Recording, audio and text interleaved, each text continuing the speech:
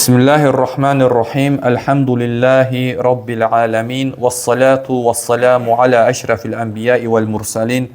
Nebiyyina Muhammedin ve ala alihi ve sahbihi ecma'in. Rabbi şrahli sadri ve yessirli emri. Vahlul uqdeten min lisani yefqahu qavli. Əmmə bə'd. Deməli, gözəl qardaşlarım, əziz dinləyici, bugünkü mövzumuz ən şərəfli elm barədə olan bir mövzudur. Bu da Allahın təkliyi haqqında, xüsusən də Allahın ad və sifətləri haqqında olan mövzumuzdur. Kitabın adı, kitabın müəllifi Şeyx Abdurrazzaq Həfsahullahdır, müasir əhl-i-sünnə alimlərindəndir. Hal-hazırda şeyx yaşayır. Allah şeyx və digər alimlərimizi qorusun. Onların elminə bərəkət versin və ümməti daima alimlə izzətləndirsin Allah Subhanahu taala. Və kitabın adı Allahın ad və sifətlərini düzgün şəkildə anlamaq, fəhm etmək, başa düşmək. Və bu barədə artıq bizim 31-ci dərsimizdir və artıq 57 dənə Allahın adlarını keçmişik. Allah həmd olsun. Və bu gün də növbəti iki adı götürəcəyik. Əl-Quddus, Əs-Subbuh. Bunlar da bir-birlərinə yaxın, oxşar mənalı adlardır. Əl-Quddus bütün qüsurlardan, bütün eyiblərdən münezzəh olan, uzaq olan, müqəddəs mənasını verir. Əs-Subbuh da ki, pak, təmiz, kamil paklıq sahibi, kamil təmizlik sahibi, yəni pak olan Allah. Bu adların mənalarındandır. Əl-Quddus adı, biz demişik ki, Allahın adları dəlillə götürülür. Yəni öz başına Allaha ad vermək, öz başına Allaha vəsf vermək olmaz.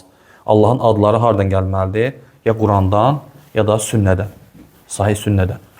Və Allahın Quddus adı Quran-ı Kərimdə iki yerdə keçir.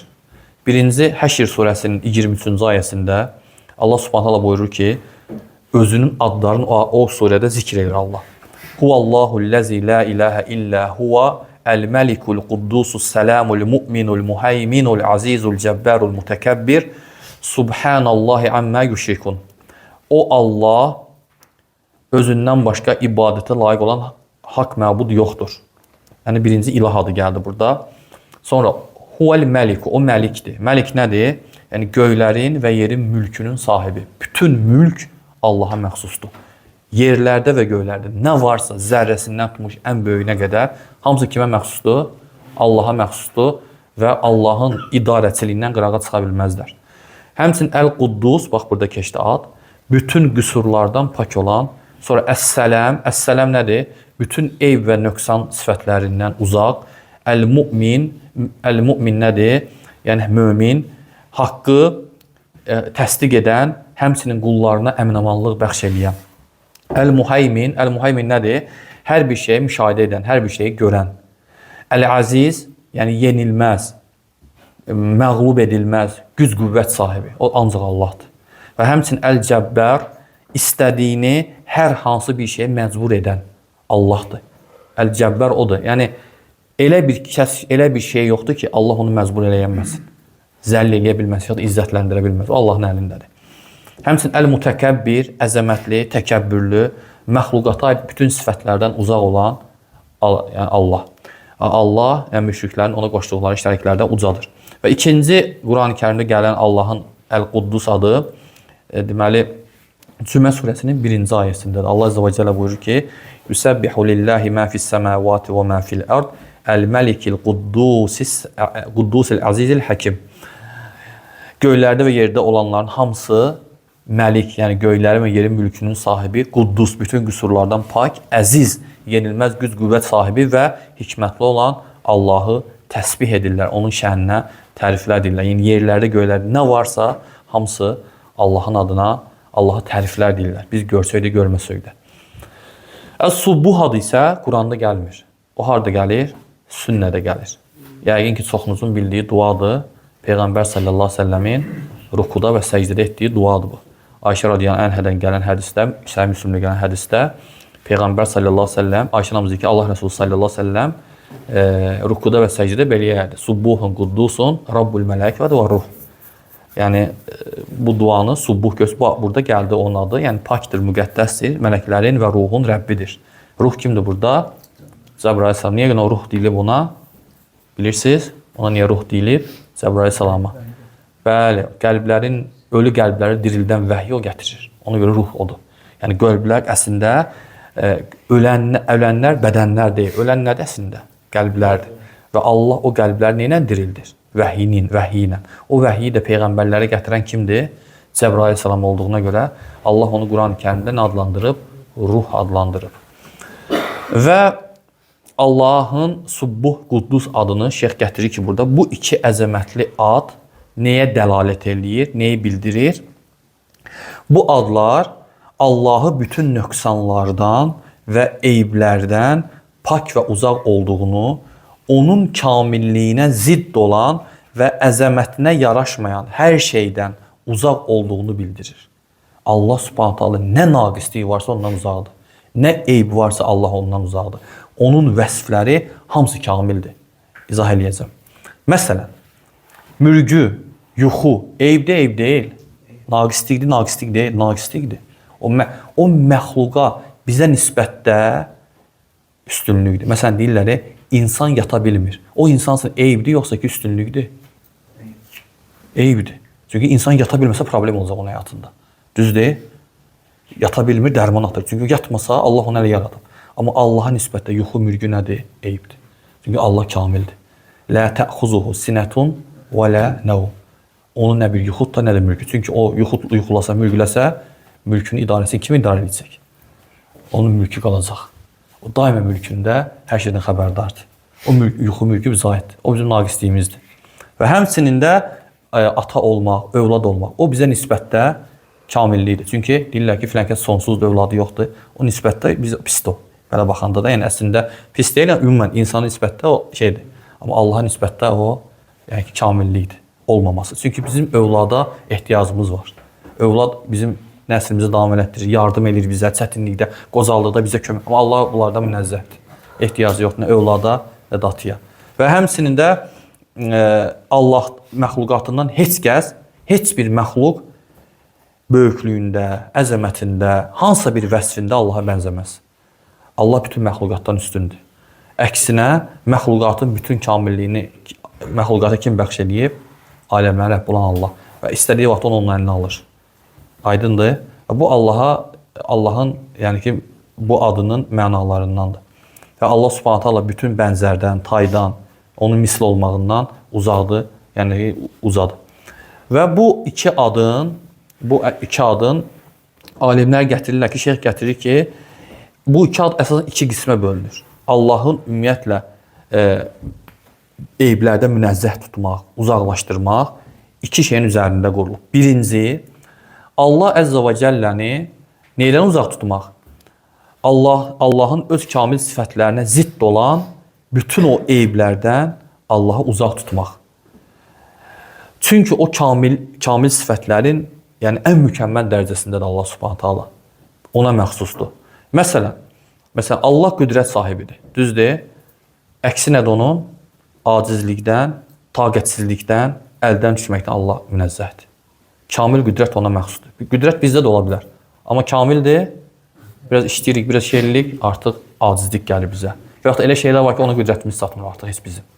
Aydındır. Və həmçində Allah Subhanahu taala kamil həyat sahibidir. Qəyyumdur. Yəni hər şey idarə edir, qoruyur, saxlayır. Hər şeyin ayaq üstə qalması kimin əlindədir? Aləmlərin Rəbbinin. O qəyyumdur. Onun ziddi olan nədir? Ölüm, mürgü, yuxu, hamısı Allahdan uzaqdır bu. Həmçinin Allah ədalət sahibidir. Allah mütləq zəngindir. Heç kəsə möhtac deyil. Onun əksi nədir? Yəni ki, kiməsə möhtac olmaq, yaxud da zülm, ədalətin əksi zülmdür. Məsələn, biz çox vaxt bəzən insan ədalətli olur. Neçin ədalətli olur? Kimdənsə ehtiyacı olduğuna görə onun ədalətli olur. Məsələn, qorxur ki, o ədalətli olmasa kiməsə, onun asılıdır da, zülm eləsə ona, o zülm ona qayıdacaq. Aydındır, çünki insanın fitrətində zülm var. İnsan Allahın dinini yaşaması zülm edir. Zülmlə biz keçdikdə olur Allaha qarşı zülm, nədir? Şirkdir və məxluqata qarşı olan zülm. Və Allah Subhanahu bizi dinlə, İslamla ədalətli qayıdır. Amma Allah isə ədalətlidir. Bütün hökmlərində ədalətlidir. Allahın qərarlarında, tətbiqlərində zərrə qədər zülm yoxdur. O bizə görsənsə də belə. Allah Subhanahu hər şey qiyamət günü açıq-aydın göstərəcək bizə ki, nə idi. Və həmçində Allah Subhanahu hikmət sahibidir. mərhəmət sahibidir. Məsələn, onun əksi nədir? Səfehlik və yaxud da məsələn hikmətsizlik və s. Yəni Allah Subhanahu taala vəsflərində kamildir. İndi məsələn bax bunu açıqlayaq misallarla daha rahat olsun. Məsələn, Allahın elmi kamildir. Düzdür? Yəni Allahın elmində kamillik var. Məsələn, Allah Subhanahu taala kamildirsə, unutqanlıq ola bilər onda? Ola bilməz. Və yaxud da məsələn, Allah heç nəyi unutmur. Nəsə Allah deyir ki, Quran-Kərimdə Rəbbim nə xəta edir, nə də unudur. Fikir verir, xəta etmək. Xəta nədən gəlir? Elmsizlikdən gələ bilər də. İnsan bilmir, xəta eləyir və ya da unudur. Hə? Ona görə də deyirlər ki, arif var, alim var. Arif çox zənnlə yanaşır. Amma alim isə hər şey yəqinliklə bilir. Yəqinlik nədir? Elm nədir? Elmin tərifi nədir? Bir şeyi olduğu kimi qəti şəkildə bilmək. Aydındır? Buna deyirlər elm. Və həmçində məsələn Allah Subhanahu qüdrət sahibidir. Acizlik yoxdur onda, yorulmaqlıq yoxdur onda. Yəni ki, məsələn göylərin, yerin bu boyda məxluqatı var. Düz deyil? Məsələn bizim elə bildiyimiz məxluqatlar var, elələr var ki, biz xəbərimiz yoxdur. Məsələn biz bilirik ki, Allahın yaratdığı ərş var. Ərş məxluqatı içində nədir? Ən böyük məxluqdur. Allahın ərşini neçə mələk gəzdirir? 8 mələk gəzdirir. O mələklərin qulağından çiyninə qədər məsafə, bir quş təxminən 700 il uçub gedib çata bilir ora dayanmadan. Yəni o boydadır. Biz bilmirik necə quş, necə sürətlə. Yəni Allahın ərşi o boydadır. Onu Allah Subhanahu saxlayır. Ondan başqa bütün bu kainatdan nələr var, hamısı Allahın qüdrəti ilə və gücü ilə qalır ayaq üstə. Heç kəsə mane olmur. Heç bir şeyə mane olmur. Yəni ki, görün Allah Subhanahu insan bu haqqda düşünəndə dəhşətə gəlir. Ya görün nə boydadır. Və həmçində deməli Allah Subhanahu həyatı kamildir. Nə ona ölüm, mürgü, yuxu mümkün deyil ki, ona üz versin. Və həmçində Allahın ədaləti kamildir. Allah heç kəsə zülm eləməz. Və fikir verin. Allahın ədalətindəndir ki, bu qiyamət günü boynuzsuz qoç vurduğuna görə cavab verəcək. Hətta sahabelərdən birini Əbu Zər radiyallahu olur. Peyğəmbər görürlər ki, vurur bir-birini boynuzsuz qoç. Deyir ki, bilirsən ey Əbu Zər bunu niyə vurur onu? Deyir ki, xeyr. Deyir, amma Allah bilir. Onu yaradan bilir ki, onu necə vurdu. Və qiyamət günü o haqqında ədalət hökm verəcək. Yəni kafirlərin dindirilməsi, kafirlərə şahidlər gətirilməsi, bunlar nə üçündür? Əslində Allah Subhanahu heç eləməz onu. Amma bunlar hamısı nə üçündür? İnsan özü etiraf edəcək ki, bəli mən belə idim. Ona görə qiyamət günü kafirlər gəlib nə deyəcəklər? Ya Rəbbi, bəli, dünya həyatı bizi aldatdı. Biz etiraf etdik. Və cəhənnəm əhli gəlib cəhənnəmin qapısına çatanda nə deyəcəklər cəhənnəm əhlinin gözətçiləri? Bəyəm sizi qorxuzan, sizi bu yoldan çəkindirən, yəni rəsullar gəlmədi mi? Əksinə gəldi. Biz sadəcə elə qulaq asmadıq. Görürsən Allahın ədalətidir bu. Ona görə cəhənnəm Allahın ədaləti, cənnət Allahın nə idi? Rəhməti. Yəni biz əməllərimizlə getsək gələnmərik cənnətə. Çünki bizim əməllərimiz yetməz cənnətə girməyə, o boyda nemətə. Çünki cənnət əhli cənnətə girəndə nə deyəcəklər? Allah sizə razı qaldınız. Deyəcək, ya Rəbbi, biz nə elədik ki, sən bu boyda şey verdin bizə? Həmd edəcək Allaha, şükür edəcək Allaha. Yəni ona görə də yəni ki, bu şeylər, yəni ki, Allahın vəsflərinin haqqında bunların misallar çəkirəm ki, rahat olsun. Həmçinin Allahın məsələn mərhəməti kamildir. O qullarına rəhm edir, onlara yaxşılıq qapılarını açır. Yəni təsəvvür eləyin ki, subhanallah. Hala adi məsələn bir misal çəkim. Allah bütün misallardan uzaqdır. Məsələn bir işçidir, bir müdürdür. İşçiləri işlədir, maaş verir onlara. Və bir müddətdən sonra bilir ki, yəqin ki, işçilər onu alladır. İşçilər tam onun əksinə gedir. O saxlayar mı o işçilər orada sizsə? O maaşını verərmi? Görün, nə qədər insanlar Allah'ı inkar edir. Nə qədər insanlar Allah'ın dinini qəbul eləmirlər. Allah'ın dininə üsyan edirlər, müharibə edirlər, amma Allah onları yaşadır. Ruzu verir. Hər gün durmaqlarına yuxudan imkan yaradır. Günəşi doğdurur onların üzərinə, ay doğdurur onların üzərinə. Yəni onların kainatda yaşamaları, bəlkə qullarını tövbə eləyər, bəlkə onlara bir aylarlar. Allah Subhanahu taala rəhm edir onlara. Hətta gəlib ki, dəniz yalvarır ki, ya Rəbb izin ver boğum onları. Dağlar yalvarır ki, izin ver onların üzərinə tökülək. Hətta Allah deyir ki, Allah'a şərik qoşmaq misalına çəkilir, az qalsın deyir, göy tökülsün onların üstünə Allah'a şərik qoşduqlarına görə. Amma Allah rəhm edir, dəymir onlara. Allah mərhəmətidir. Subhanallah, kim eləyər bunu? Allah Subhanahu mərhəmətidir, rəhmətinin kamilliyidir bu. Və həmçində ikinci, bu Allahın vəsfləri haqqında kamilliyidir və ikinci məsələdə Allah Subhanahu öz məxluqatından heç kəsə bənzəmir. Heç kəsə bənzəmir. Əksinə dediyim kimi, məxluqatın bütün vəsfləri onları yaradanın, onların xaliqinin sifətləri ilə müqayisədə, vəsfləri müqayisədə yox olub gedər. Mümkün deyil. Dayansınlar. Hətta onlardakı bütün o xüsusiyyətlər, bütün o kamillikləri onlara kim bəxş eləyib? Aləmlərin Rəbbi bəxş eləyib.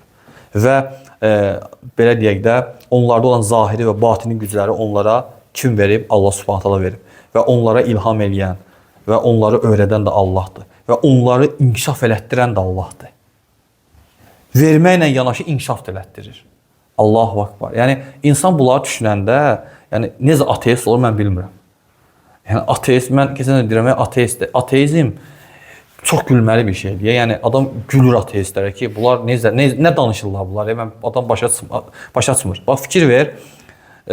Məsələn, ola bilər ki, insan, belə deyək də, insan alim olsun, çox bilsin, minlərlə kitab oxusun. Amma yenə onun elmi məhduddur. Elə şeylər var ki, çox şey var ki, o bilmir.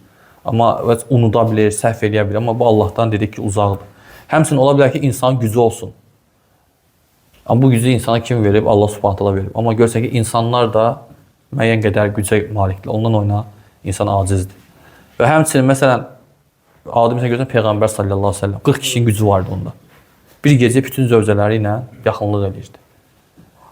Və məsələn elə şeylər olub ki, onun dövründə, yəni ki, olan sahabelər Allah Rəsulü eləyib. 3 gün, 4 gün aç susuz oruç durdu, iftar etmədən. Yəni Peyğəmbər sallallahu əleyhi və səlləm Allah Subhanahu onu dəyişmişdi. Yəni istənilən adama istənilən gücü verir. Məsələn Süleyman əleyhissalam gör nə vermişdi? Heç kəsə vermədiyi mülkü ona vermişdi. Yəni təsəvvür elə ki, cinləri rahatlıqla əmr edirdi, onun yəni ki, qulluğunda idilər, küləyi idarə edirdi. Heyvanların dilini bilirdi, quşların dilini bilirdi. O boyda ordusu var idi. İndi bunların sahibi biz bir insanda bu olanda gör, deyir ki, bu insan necə güclüdür. Görünüz bütün kainatın Rəbbi Allahdır. Allah nədir ki? Ona görə də yəni Allah Subhanahu taala həmçinin bax, deməli Allah Subhanahu taala baxsan ki, məsələn insan məsələn eşitməsi, hər qulağı olan eşidir? Yox. Eşitməni ona verən Allahdır. Nə olsun insan var, qulağı var, eşitmir. İnsan var, gözü var, görmür. O görməni də, eşitməni də gücünü ona verən Allah Subhanahu taaladır. İnsan var, baxırsan ki, başı, gözü, hər şeyində ağlı yoxdur. Ağıl verməyib Allah Subhanahu taala. Yəni təsəvvür elə, bunlar eləyən kimdir Allah Subhanahu taala? Məsələn, alimlər olub ki, biz İmam Buxari 16 yaşından kimi görməyib. Allah Subhanahu taala göz verib ona, gözlərinə işıq verib, açılıb gözləri. Yəni məsələn, insan fəhim, insan ağlı. Baxsan ki, məsələn, biz baxırıq bidət əhlinə, baxırıq, gülürük buna da, bu nə danışır? Yəni bunun danışığı gülməlidir də, yəni bu adamın qabağında oturan necə bu başa düşmürlər ki, bu yalan danışır. Görsən Allah verməyib ona, açmıyor olan qəlbini. Deməli, açan da, bu bizə neyi göstərir? Bunların hamısının şükrünü verməliyik biz. Bunlar elə belə deyil. Biz də olardık, onlar kim olardıq, görməzdik. Amma şəxsən olmuşam mən o vaxt, görməmişim. Allah açıb sonra mənim qəlbimi. Və məsələn, zahiri gücü də verən insana Allahdır, daxili gücü də. Məsələn, insanı inkişaf elətdirən də Allahdır. Uşaq doğulanda necə olur? Allah sonra ki, insanlar doğulanda hər bir analarınızın bətnindən heç nə bilmədən doğuldunuz deyir. Sonra başlayır Allah Subhanahu onu zahirən və batinən inkişaf elətdirməyə. Get-gedə güc artır. Get-gedə görməsi düzəlir. Get-gedə gəzir. Get-gedə ağlı düzəlir, ağlı artır. Müəyyən yaşa çatandan sonra artıq mükəlləfiyyətlik olur, ibadət ona əmr olunur. Görürsən, hamısı Allahın sonra inkişaf edir. Görürsən, dişi olmur, sümük gəlir dayandı burada. Allah Subhanahu Allah ona əmr verir ki, orada dayan. Niyə görə? Çünki artsa ağzını tutacaq. Müəyyən qədər sümük inkişaf elətdirir, saxlayır orada. Görürsən? Yəni məsələn, görürsən ki, insandır, aydır məsələn, ay, bax, ay. Ayı Allah Subhanahu mənzillər verib. Hər dəfə bir mənzildədir. O nə üçün desən ibadətlər biləsən. Günəş həmçinin ələnçik. Mənzillər verib. Sən o ibadətlər biləsən. Hamısını sənin üçün tənzimləyir Allah Subhanahu taala. Ay yerin dəyişsə, ay tərpənsə, sən ailənin çıxmağını bilməyəcəksən. Bilməyəcəksən Ramazansan girir, Şəhsan girir. Allah Subhanahu mənzillər təyin edir sənsin ki, sən biləsən. Və sən bilirsən ki, ayın 29-u ya da 30-u ay görsənəcək. Gəlib baxırsan ona. Çünki Allah deyib ki, sən gələcək orada. Ayı idarə edən var. Necə bunu deyə bilərsən ki, təsadüfəndir bunlar? Təsadüfənsə bir dəfə 27-ci görsənsin də, 26-cı görsənsin də. Mümkün deyil axı. Çünki o həmin əmr olunmuş ki, o 27-ci mənzildə olsa, 28 olmalı. Özü ayda həmin yerdə mənzil var. 2000 orada ol demiş ay. Ora baxsan ki, 28 orada, 29 orada olmalıdır. Yəni, bir dəfə də orada olsun da. Fikir ver. Yəni, bu mümkünsüzdür. Bunlar hamısı idarə iləndir. Necə idarəsiz ola bilər bu? Ona görə yəni bu şeydir bunlar, yəni ki, batil iddialardır. Və həmçində yadda saxlamaq lazımdır ki, Allah Subhanahu Taala'dan bir şey inkar edirsənsə, onun əksi kamilliyi Allah isbat eləməlisən. Aydındır. Məsələn deyirsən ki, Allah Subhanahu Taala mürgü tutmur, yuxu tutmur. Deməli onun əksi nədir? Allah kamil həyat sahibidir. Yəni bir şey Allahdan inkar edirsənsə, bu əslində tərif deyil. Necə ki, deyirlər, deməli biri gəlir, məsələn, hakimin qabağında ki, məsələn, filan kəs eşitmir, görmür, şey eləmir, belə sair. Ancaq inkar edir olsun bütün sifətləri. Bu əslində tərif deyil.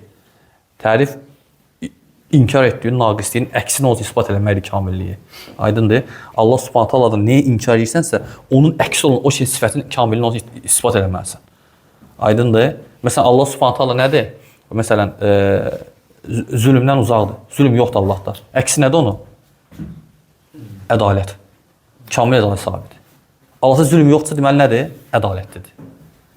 Heç vaxtda onun ədaləti pozulmur. Qəzəblənəndə, məsələn, insanda ədalət pozula bilər. Hə, pozula bilər qardaşlar. Niyə pozulmur? Məsələn, insan daim ədalətlidir, hə? Birdən qəzəbləndi, hirsləndi, çıxdı özündən, ədaləti pozuldu.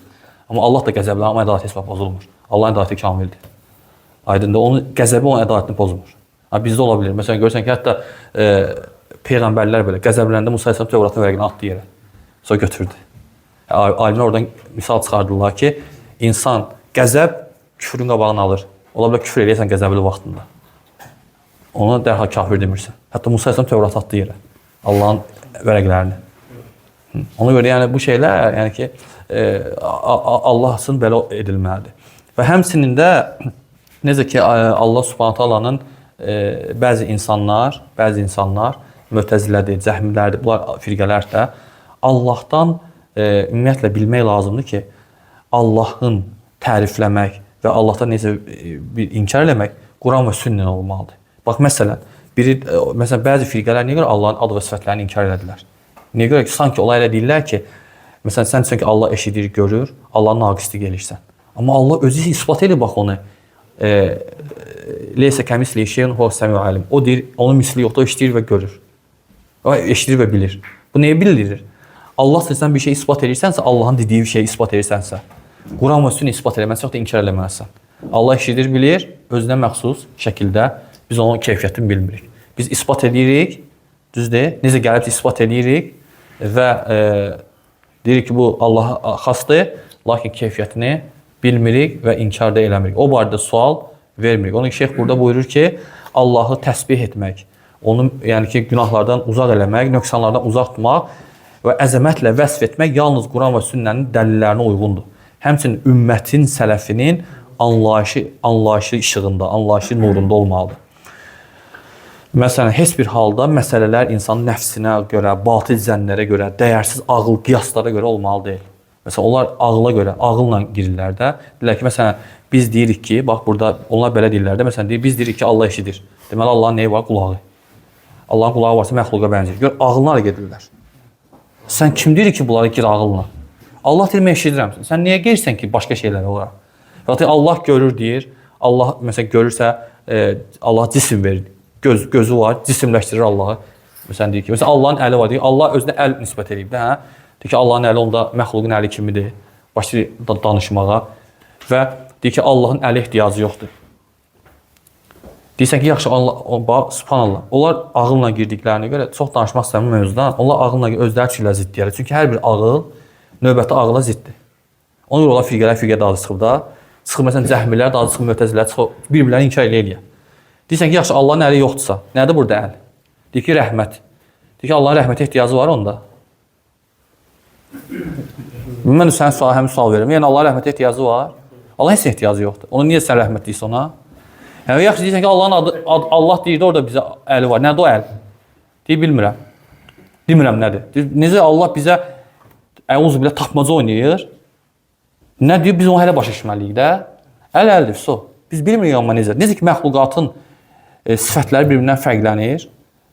Məsələn, hər məxluqun görməsi eynidir, yox. Hər məxluqun əli eynidir, yox. Hər məxluqun boyu eynidir, yox. Allah da xaliq ilə məxluq arasında nə qədər fərq var. Ona görə yəni, bu şeylərə ağılla girmək ehtiyacı yoxdur. Əhl-i sünnə ən gözəl şəkildə nə edir? Biz iman gətirmişik. isbat edirik və keyfiyyətini Allaha buraxırıq. Hətta məsələn elə şeylər var ki, məxluqların özündə biz onların vəsfini bilmirik. Peyğəmbər deyir ki, cənnətdə bir meyvə var ki, onu yer üzərinə gətirsəydim, qiyamətə qədər insanlar istədi qurtarmazdı. Necə vəsf eləyək bunu biz?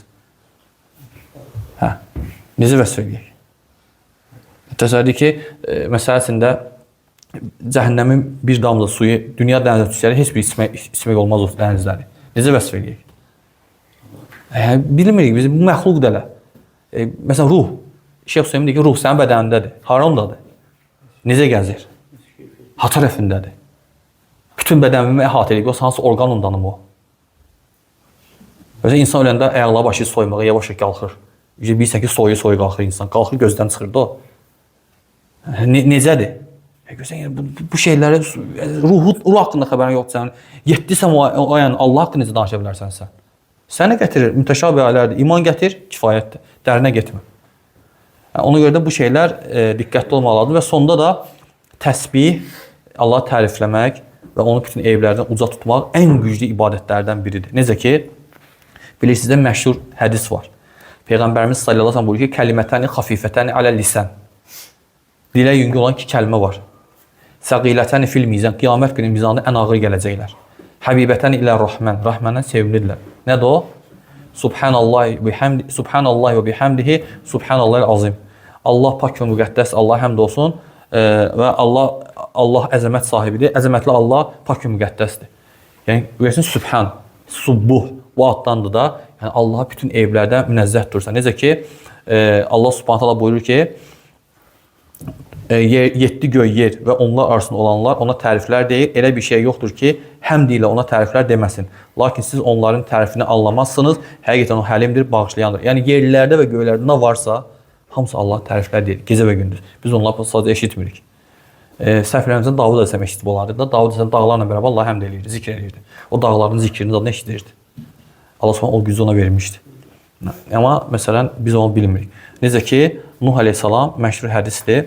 Nuh əleyhissalam deməli öz oğluna ölüm ayağında nə vəsiyyət eləyir? Deyir ki, Allahın peyğəmbəri Nuh ölüm ayağındaykən oğluna belə deyir. Mən sənə vəsiyyət etmək istəyirəm. Sənə iki şeyə əmr edirəm, iki şeyə qadağan edirəm. Sənə la ilahe illallah əmr edirəm və 7 göy və 7 yer tərəzinin bir gözünə və la ilahe illallah digər gözünə qoyulsa, bu kəlmə onlardan ağır gələr. Təsəvvür qiyamət günü. Amma hansı la ilahe illallah? O la ilahe sən o ixlasla demirsən, şərtlərini yerinə yetirmirsən. Onu yaşamısan. O la ilahla gəlsən qiyamət günü sən bütün günahları siləcək, kəffara olacaq tövhid sənə. Və əgər 7 göy və 7 yer ucsuz bucaqsız bir halqa olsa və deyir la ilahe onu yarıb keçər.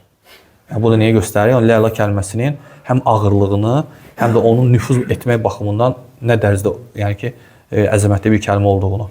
Və sonra deyir ki, Subhanallah bihamdi kəlməsi də o kəlməni sənə əmr eləyəm. Subhanallahi və bihamdihi. Nə deyir? Çünki bu kəlmə hər bir şeyin duasıdır. Hər bir şey bu duanla Allaha dua edir. Yəni hər bir şey Allahın pak və müqəddəs olduğunu təsdiqləyir. Necə ki, bir yaxki ayədəki kimi. Bunun sayəsində hər şeyə ruzu verilir. Hər şeyə bunun sayəsində ruzu verilir deyir. Yəni ki, mömin insanlar bu kəlmə sayəsində həm dünyada, həm axirətdə pak ruzu qazanırlar. Yəni bu da bütün peyğəmbərlərin öz qövmlərinə nəsihət etdikləri şey olub ki, insan daima Allah Əzzə və Cəllənin bütün eyb və nöqsan sifətlərdən uzaq tutsun və Allah Əzzə və Cəlləyə bütün kamil sifətləri nisbət eləsin. Aydındır. Və bu adların mənaları da qısa şəkildə deyək ki, yəni Allahı bütün eyb sifətlərdən uzaq tutmaq nə ilə bərabər? Onun əksi olan kamil sifətləri Allaha nə eləmək? İsbat eləmək. İsbat eləmək. Cüzün Allah bilir və sallallahu aleyhi və səlləm Muhammedin və alə alihi və sahbə ecmaîn.